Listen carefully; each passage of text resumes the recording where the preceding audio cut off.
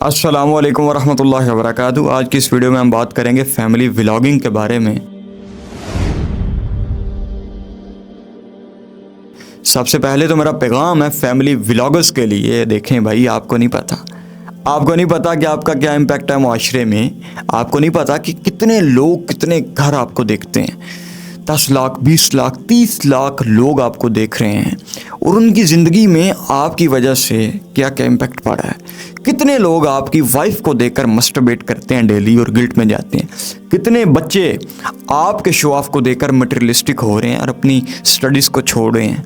कितने लोग, कितने पढ़े लिखे लोग आपके इस कंटेंट को देखकर अपने आप को मलामत करते हैं कि हम क्यों एक क्वालिटी का काम कर रहे हैं, हमें भी ये करना चाहिए।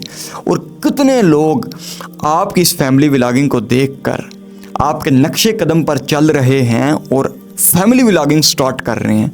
कितने लोगों के जहन में आपने वो गुनाह नॉर्मलाइज कर दिया जिसे हम बड़ा गुनाह समझते थे। एक दौर में हम अपनी सिस्टर का नाम भी नहीं किसी को बताते थे, अपने दोस्त को नहीं बताते थे कि यार ये हमारी गैरत है। आज वो गैरत ख़त्म हो चुकी है।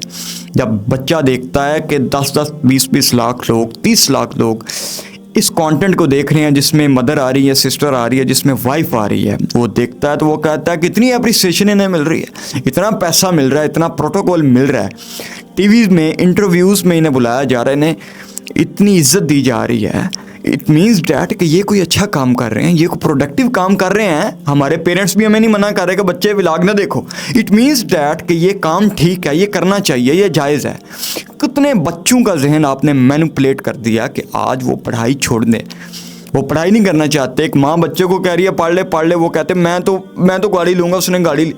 माँ कहती है पढ़ लो, अभी मेहनत करो, एक टाइम आएगा तुम्हारा भी, तुम गाड़ी लोगे, पैसे कमाओ। वो कहता है कि मैं क्यों पढ़ूं, मैं क्यों इतने साल इंतज़ार करूं, मैं क्यों इतनी उम्र जलील होकर मैं इतने पैसे कमाऊंगा। तो वो ये देखो, ये फजूल कंटेंट बना रहे हैं, ये सिस्टर को, मदर को, तो ये इतना पैसा कमा रहे हैं, इतना प्रोटोकॉल, इतनी इज्जत उन्हें मिल रही है, तो मैं क्यों पढ़ूं। तो ज़रा सोचें, आने वाले वक्त में कौन इंजीनियर बनेगा, कौन डॉक्टर बनेगा, कौन 1 लाख कमाने के लिए जो 10 साल बाद उसने कमाना है, कौन इतनी मेहनत करेगा, कौन करेगा मेहनत। अगली जनरेशन के बारे में सोचें, क्योंकि 5 साल से 15 साल के बच्चे व्लॉगर्स को देख रहे हैं। 5 साल से 15 साल यानी नेक्स्ट जनरेशन। तो उनके माइंड में गुनाह को नॉर्मलाइज कर दिया गया कि ये तो कोई बड़ी बात नहीं है, इससे इज्जत मिलती है।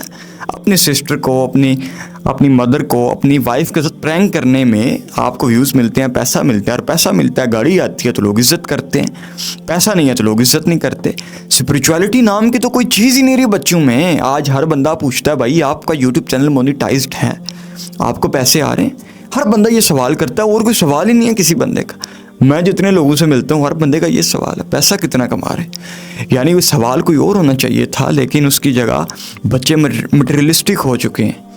कितनी वाइफ ऐसी हैं जो अपना घर बर्बाद कर रही हैं कि मेरा हस्बैंड मुझे ये नहीं लेकर देता, मुझे बाहर नहीं लेकर जाता। और कितने बच्चे ऐसे हैं जो अपनी ज़िंदगी को, अपने करियर को बर्बाद कर रहे हैं। हर बंदे ने व्लॉगर तो नहीं बनना, लेकिन आपको देखकर वो अपनी पढ़ाई को छोड़े हैं। यानी ये इम्पैक्ट आपका मुआशरे में, लेकिन आपको नहीं पता। मैं गारंटी से कह सकता हूँ ये बात आपको नहीं पता कि अल्लाह ने आपको कितना इख्तियार दे रखा है और आप उसका इस्तेमाल कैसे कर रहे हैं, और आपका क्या क्या इम्पैक्ट है माशरे में, कितना इम्पैक्ट पड़ा है माशरे में, और किस कदर नेगेटिव पड़ा है इम्पैक्ट।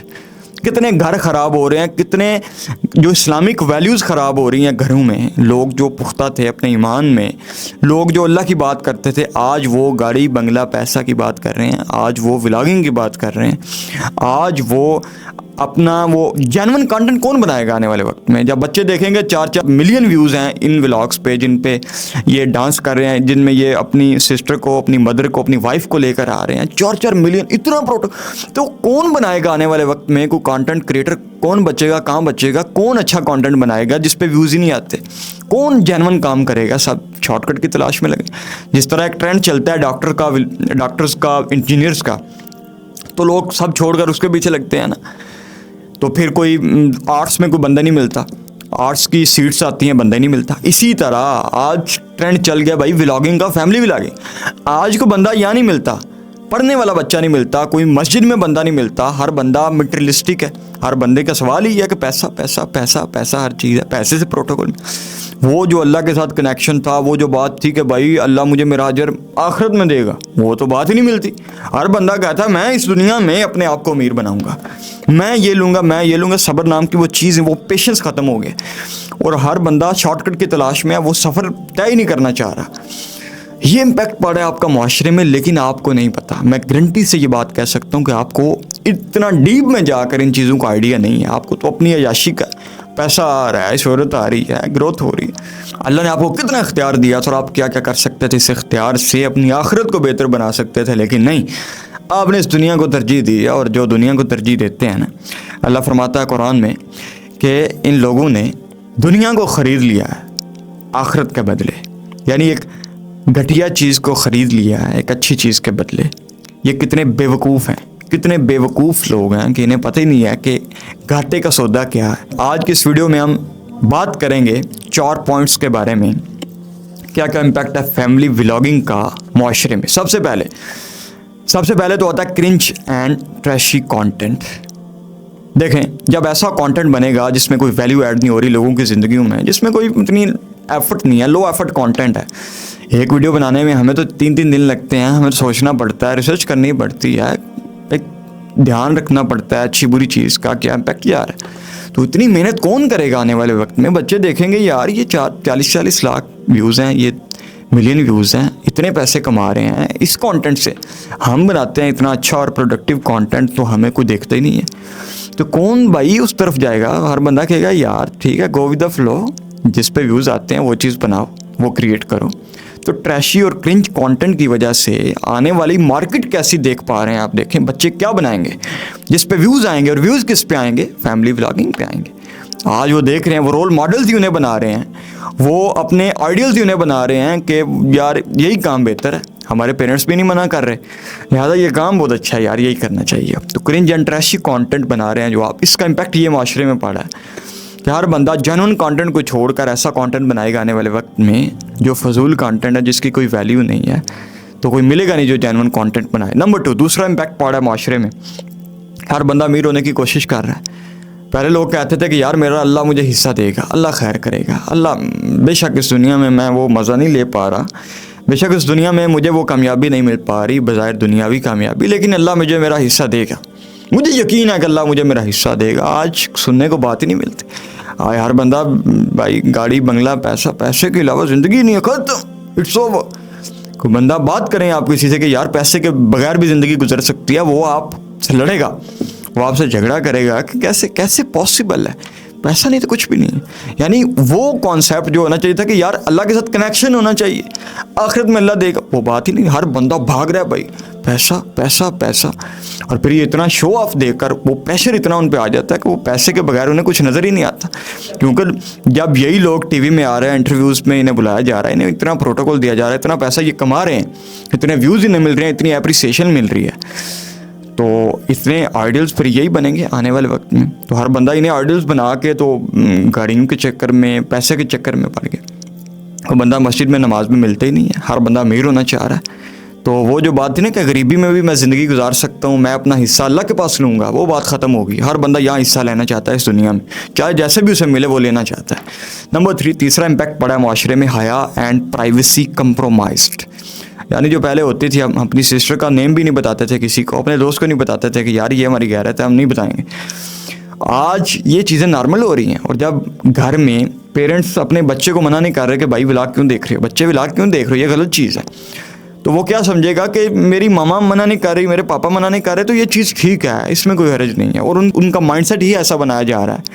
यानी वो गुनाह जिसे हम बड़ा गुनाह समझते थे कि अपनी औरत को सामने लेकर आना, अल्लाह के नबी का फरमान है सल्लल्लाहु अलैहि वसल्लम कि 3 लोग ऐसे हैं जिन पे क़यामत वाले दिन अल्लाह नज़र करम भी नहीं करेगा। और उनमें से एक बंदा जिसे दयूस किया गया, दयूस कहते हैं कि जो बंदा अपनी औरतों के बारे में गैरत ना रखे, जो जब उसकी औरतें कोई गलत काम कर रही हैं तो वो उन्हें मना ना करे, उन्हें रोके ना। आज देखें व्लॉग्स बन रहे हैं, इतनी इस कदर फहाशी फैलाई जा रही है, मतलब ऐसी वीडियोस बनाई जा रही हैं जिसमें फिगर्स नज़र आ रहे हैं, जिसमें हर चीज़ नज़र आ रही, ऐसा बॉडी को शो किया जा रहा है। तो वो मर्द जो है, वो मर्द अपनी गैरत को दबा कर बैठा है, वो बोलता भी नहीं उनके खिलाफ, यानी दयूत उसे कहते हैं। आज ये हालत हुई पड़ी है। तो आने वाले बच्चे जो देख रहे हैं 10 साल के, वो जो इन्हें आइडियल्स बना रहे हैं कि यही हमारे आइडियल्स हैं, वो भी दयूत बनेंगे आने वाले वक्त में। उनको क्या, वो भी नहीं रोकेंगे अपनी वाइफ को, अपनी मदर को, अपनी सिस्टर को ऐसी एक्टिविटीज़ में इन्वॉल्व होने से। वो क्यों रोकेंगे? क्योंकि उनके आइडियल्स हैं वो, और पेरेंट्स भी नहीं मना कर रहे, कोई बंदा बता भी नहीं रहा कि ये काम गलत है। भाई अपनी सिस्टर को, अपनी मदर को, अपनी वाइफ, ये छुपाने वाली चीज़ें हैं। औरत का नाम ही पर्दा है। पर्दा मतलब आपने इनकी फटीकें खुद लेनी है, इनकी जगह आपने बाहर निकलना है, आपने मेहनत करनी है, आपने इन्हें पैसा कमा कर ला कर देना है, इन्हें क्वीन बना कर रखना है, इन्हें छुपा कर रखना है, इन्हें छुपा कर रखना है। ये कॉन्सेप्ट तो उनका नहीं बनेगा। उनको ये बनेगा यार, इससे अगर ये हमारे आइडियल्स, इन्होंने इजाज़त दे रखी है कि अपनी वाइफ को ये लेकर आते हैं, मदर को लेकर, सिस्टर को, तो हमें क्या ज़रूरत है? It's not a big deal, ये तो कोई बड़ी बात नहीं है, ये इसमें कोई हर्ज नहीं है। ऐसा उनका माइंडसेट बन रहा है। तो वो जो प्राइवेसी थी वो घर में, वो ख़त्म।